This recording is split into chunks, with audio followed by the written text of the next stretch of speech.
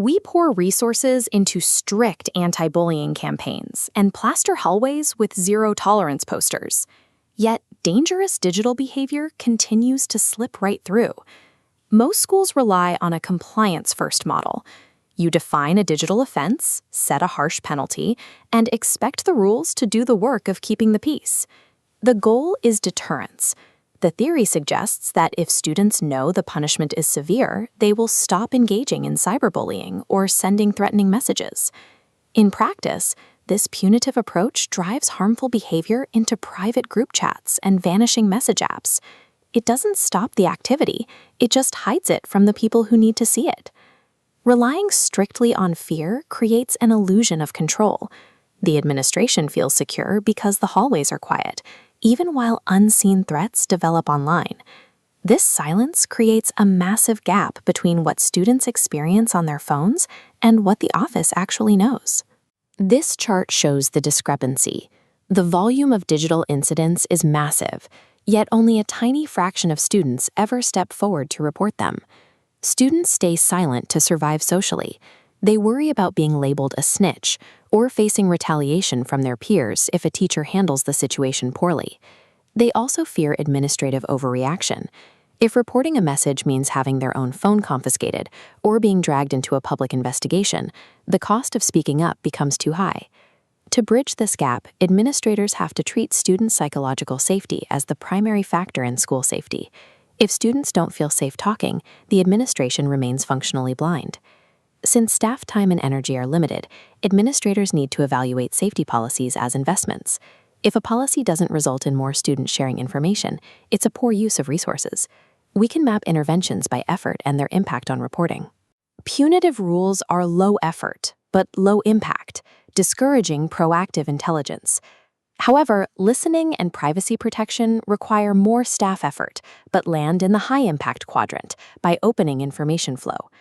While building trust requires a higher upfront investment of emotional intelligence, it is the only way for a school to detect and address digital threats before they escalate into violence. Here are 10 practical investments schools can make to remove the barriers that keep students silent, starting with the simplest foundations. Number 10, the private check-in. A 2-minute hallway conversation allows a student to share a concern without their peers ever knowing they spoke to a teacher. Number 9, anonymous tip channels. Digital forms or secure drop boxes allow students to provide information without the social risk of being seen at the office. Number 8, the no-blame guidance visit. This involves retraining staff to ensure the guidance office is seen as a source of support rather than a stop on the way to detention. Number 7, bystander empowerment. Digital citizenship lessons teach students that reporting a threat is a way to protect their friends, turning the entire student body into a proactive safety network. Number 6, privacy-first handoffs. When teachers never reveal which student provided a tip, they prove to the student body that the school can be trusted with their social safety.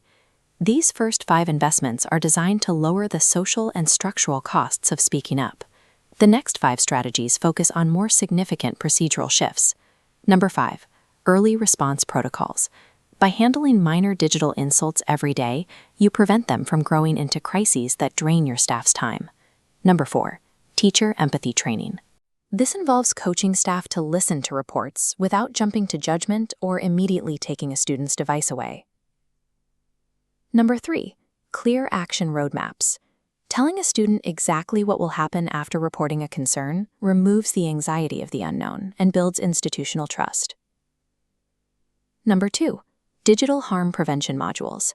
These curriculum adjustments move away from fear-based lectures and instead normalize conversations about online well-being. Number 1, the open door advisorship. When homeroom advisors act as non-judgmental points of contact, they create a permanent foundation for a safe school culture. These investments change the relationship between students and staff, turning authority figures into reliable allies. For school leaders with zero free time, building trust through empathy can feel exhausting. It's an additional emotional load on an already packed schedule. However, compare that to the cost of a failed response. When a student is shamed for reporting something online, the school loses its access to information. That student and their peers will suppress future incidents. This leaves the school blind to potential escalations until they become impossible to ignore. The time spent listening now is much more efficient than the weeks of crisis management required to handle a preventable emergency later. In the digital age, students are the ones who detect threats. A school's safety depends entirely on whether those students choose to speak. The SMART framework provides a method for implementing these trust-based investments. S stands for spot the problem, and M for match the market. You begin by assessing your specific school demographics to see how digital behavior is shifting in your classrooms. You then act small with pilot programs and review the results. For the T, you transform the business by making these trust-building behaviors a standard part of your school's daily operations. Like this video and subscribe for more school safety strategies. Comment below to let us know which of these 10 steps your school will try first. A safe digital school culture is built on the accumulated weight of these small, deliberate acts of trust. Every time a teacher listens, the school becomes safer.